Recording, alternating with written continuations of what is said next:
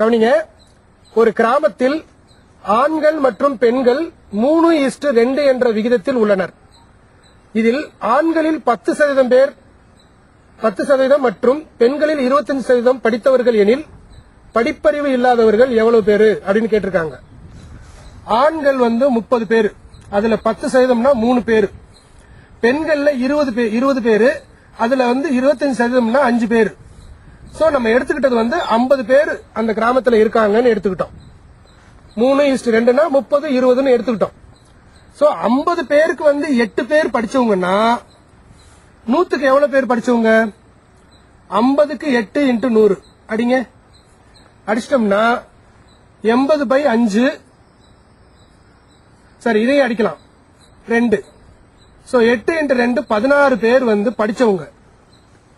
அப்ப 100 பேர்ல 16 பேர் படிச்சவங்கன்னா 84 பேர் படிப்பறிவு இல்லாதவர்கள். சோ 84% என்பது கொடுக்கப்பட்ட விடைகள்ல எங்க இருக்கு? B ல இருக்கு. சோ B தான் சரியான விடை.